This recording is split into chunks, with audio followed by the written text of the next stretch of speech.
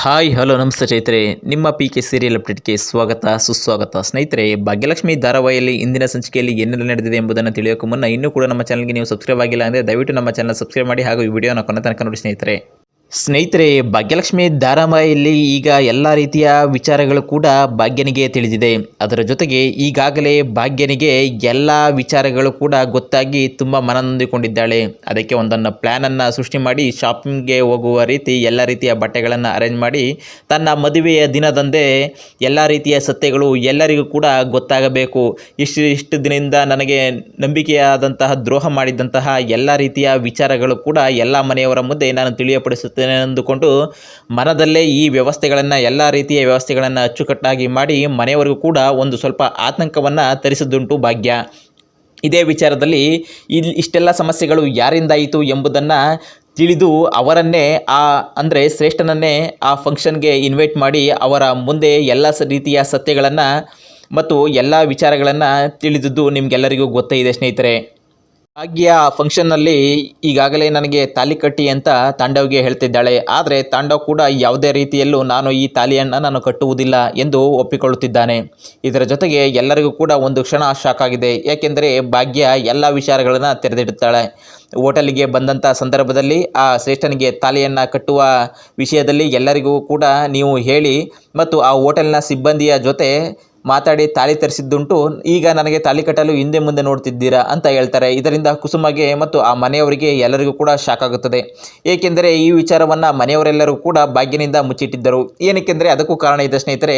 ಇದರಿಂದಾಗಿ ಭಾಗ್ಯ ಎಲ್ಲ ವಿಚಾರಗಳನ್ನು ತಿಳಿದು ಮನೆಯನ್ನು ಬಿಟ್ಟು ಹೋದರೆ ಇಲ್ಲಿ ಒಂದು ಸಂಸಾರವೇ ನಾಶವಾಗುತ್ತದೆ ಎಂಬ ಅರ್ಥವನ್ನು ಮಾಡಿಕೊಂಡಿರುವಂತಹ ಕುಸುಮ ಈ ವಿಚಾರವನ್ನು ಕೇಳಿ ತುಂಬ ಶಾಕ್ಗೆ ಒಳಗಾಗಿದ್ದಾರೆ.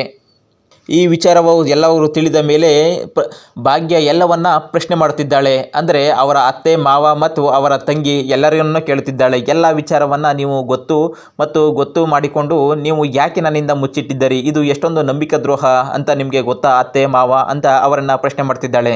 ಅದಕ್ಕೆ ಇದೇ ಸಂದರ್ಭದಲ್ಲಿ ಅವರ ಗಂಡನನ್ನು ಕೂಡ ಅವಳು ಪ್ರಶ್ನೆ ಮಾಡ್ತಾಳೆ. ನಾನು ನಿಮ್ಮನ್ನು 18 ವರ್ಷಗಳಿಂದ ಇಷ್ಟೊಂದು ನಂಬಿದೆ ಮತ್ತು ನನಗೆ ನೀವು ನಂಬಿಕೆ ದ್ರೋಹ ಮಾಡಿದ್ದೀರಿ. ಅಂಥದ್ದು ನನ್ನಲ್ಲಿ ಈ ಪ್ರೀತಿ ಮತ್ತು ವಿಶ್ವಾಸ, ನಾನು ಎಷ್ಟೊಂದು ಈ ಮನೆಗೋಸ್ಕರ ಮತ್ತು ಮಕ್ಕಳಿಗೋಸ್ಕರ ದುಡಿದಿದ್ದೇನೆ ಮತ್ತು ಈ ವಿಚಾರದಲ್ಲಿ ನಿಮ್ಗೆ ಏಕೆ ನನ್ನ ಮೇಲೆ ಪ್ರೀತಿ ಇಲ್ಲ ಅಂತ ಕೇಳ್ತಿದ್ದಾಳೆ. ಅದಕ್ಕೆ ನಿನ್ನ ಮೇಲೆ ನನಗೆ ಯಾವತ್ತೂ ಪ್ರೀತಿ ಬಂದಿಲ್ಲ, ನಾನು ಪ್ರೀತಿ ಮಾಡಿದ್ದು ಶ್ರೇಷ್ಠನ್ನೇ ಅಂತ ಹೇಳ್ತಿದ್ದಾನೆ. ಇದರಿಂದ ಅವರ ಮನೆಯವರಿಗೂ ಎಲ್ಲರಿಗೂ ಕೂಡ ಶಾಕ್ ಆಗಿದೆ. ಮತ್ತು ನಿಮ್ಮ ಅತ್ತೆನೇ ಕೂಡ ಈಗಾಗಲೇ 1 ತಿಂಗಳ ಅವಧಿಗೆ ಎಲ್ಲ ರೀತಿಯ ವಿಚಾರಗಳನ್ನು ತಿಳಿದು ಮತ್ತು ನಿನ್ನ ಮೇಲೆ ಪ್ರೀತಿ ಬಂದಂಥ ಸಂದರ್ಭದಲ್ಲಿ ಮತ್ತು ಬರದೇ ಇದ್ದಾಗ ಈ ಡೈವರ್ಸ್ ಪೇಪರ್ಗೆ ನಾನು ಸಹಿ ಹಾಕಿಸುತ್ತೇನೆ ಎಂದು ಹೇಳಿದ್ದಾರೆ ಅಂತ ಹೇಳಿದಾಗ ಎಲ್ಲರಿಗೂ ಕೂಡ ಶಾಕ್ ಆಗುತ್ತೆ. ಆಗ ಕುಸುಮನ ಜೊತೆ ನಿಂತು ಭಾಗ್ಯ ಮಾತಾಡ್ತಾಳೆ. ಭಾಗ್ಯ ಹೇಳ್ತಾಳೆ, ಏನತ್ತೆ ನೀವು 18 ವರ್ಷದಿಂದ ಬರೋದ ಪ್ರೀತಿ ಒಂದು ತಿಂಗಳಲ್ಲಿ ಹೇಗೆ ಬರೋಕ್ಕೆ ಸಾಧ್ಯ, ನೀವು ಯಾವ ರೀತಿ ಎಲ್ಲ ಒಪ್ಕೊಂಡ್ರಿ ಅಂತ ಹೇಳ್ತಾಳೆ. ಅದಕ್ಕೆ ಇಲ್ಲ ಭಾಗ್ಯ, ನನ್ನಿಂದ ಎಲ್ಲ ತಪ್ಪಾಗಿದೆ, ಏನೋ ಮಿಸ್ ಆಗಿ ನಾನು ಆ ಥರ ಹೇಳ್ಬಿಟ್ಟಿದ್ದೀನಿ ಅಂತ ಹೇಳ್ತಾನೆ.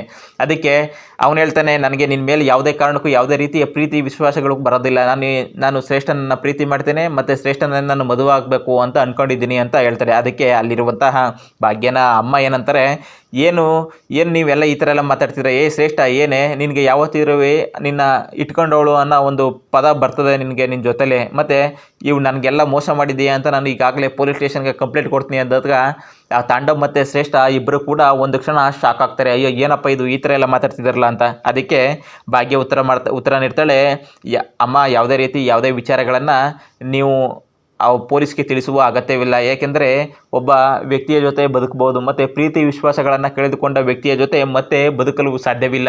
ಅವರಿಗೆ ಏನನ್ಸುತ್ತೆ, ಯಾರನ್ನು ಇಷ್ಟಪಡ್ತಾರೆ ಅವರನ್ನೇ ಮದುವಾಗಲಿ, ಚೆನ್ನಾಗಿರಲಿ. ಆದರೆ ಒಂದೇ ಹೇಳ್ತೀನಿ ಶ್ರೇಷ್ಠ, ಇವತ್ತು ನನ್ನ 18 ವರ್ಷಗಳಿಂದ ಕೈ ಬಿಟ್ಟಿದ್ದಾರೆ, ಮುಂದಿನ ದಿನ ನಿನ್ನೂ ಕೂಡ ಕೈ ಬಿಡ್ತಾರೆ ಅಂತ ಹೇಳ್ತಾಳೆ. ಅದಕ್ಕೆ ಶ್ರೇಷ್ಠ ಹೇಳ್ತಾಳೆ, ಆ ಥರ ಏನೂ ಆಗೋದಿಲ್ಲ, ನಾವು ತುಂಬಾ ಚೆನ್ನಾಗಿರ್ತೀವಿ ಹಂಗೆ ಹಿಂಗೆ ಅಂತ ಎಲ್ಲ ಹೇಳ್ತಿರ್ತಾಳೆ. ಅದೇ ಸಂದರ್ಭದಲ್ಲಿ ತಾಂಡವ್ ಮತ್ತು ಈ ಶ್ರೇಷ್ಠಗೆ ತುಂಬಾ ಖುಷಿಯಾಗುತ್ತೆ ಸ್ನೇಹಿತರೆ.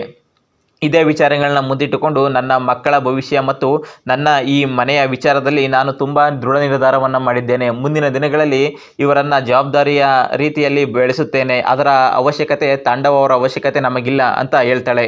ಇದರಿಂದ ಮನೆಯವರೆಲ್ಲರಿಗೂ ಕೂಡ ಒಂದು ಕ್ಷಣ ಶಾಕ್ ಆದರೂ ಕೂಡ ತಾಂಡವ್ ಮತ್ತು ಶ್ರೇಷ್ಠಗೆ ತುಂಬಾ ಖುಷಿಯಾಗುತ್ತೆ. ಬಾ ತಾಂಡ ನಾವು ಇಬ್ಬರು ಹೋಗೋಣ ಅಂತ ಹೇಳ್ತಿರ್ತಾರೆ. ಅದೇ ಸಂದರ್ಭದಲ್ಲಿ ಮುಂದಕ್ಕೆ ಬಂದಿರುವಂಥ ಕುಸುಮ ಅವರನ್ನು ತಡೆಯುತ್ತಾಳೆ. ಸ್ನೇಹಿತರೆ, ಮುಂದಿನ ಸಂಚಿಕೆಯಲ್ಲಿ ಭಾಗ್ಯ ಯಾವೆಲ್ಲ ರೀತಿಯ ಜವಾಬ್ದಾರಿಗಳನ್ನು, ಮನೆಯ ಜವಾಬ್ದಾರಿಗಳನ್ನ ಹೊತ್ತುಕೊಳ್ಳುತ್ತಾಳೆ ಮತ್ತು ಯಾವೆಲ್ಲ ರೀತಿಯ ಅಂಶಗಳನ್ನು ಇಟ್ಟುಕೊಂಡು ಮನೆಯ ಜವಾಬ್ದಾರಿಯನ್ನು ನಡೆಸುತ್ತಾಳೆ ಎಂಬುದನ್ನು ನಾವು ಕಾದು ನೋಡಬೇಕಾಗಿದೆ ಸ್ನೇಹಿತರೆ. ಮತ್ತು ಶ್ರೇಷ್ಠ ಮತ್ತು ತಾಂಡ ಮದುವೆ ಆಗ್ತಾರಾ ಇಲ್ವಾ ಎಂಬುದನ್ನು ಕೂಡ ನಾವು ಮುಂದಿನ ಸಂಚಿಕೆಯಲ್ಲಿ ನಾವು ತಿಳಿಯೋಣ ಸ್ನೇಹಿತರೆ. ಅದಕ್ಕೂ ಮುನ್ನ ಇನ್ನೂ ಕೂಡ ನಮ್ಮ ಚಾನಲ್ಗೆ ನೀವು ಸಬ್ಸ್ಕ್ರೈಬ್ ಆಗಿಲ್ಲ ಅಂದರೆ ದಯವಿಟ್ಟು ನಮ್ಮ ಚಾನಲ್ ಸಬ್ಸ್ಕ್ರೈಬ್ ಮಾಡಿ ಹಾಗೂ ಈ ವಿಡಿಯೋ ನೋಡಿದ್ದಕ್ಕೆ ಧನ್ಯವಾದಗಳು.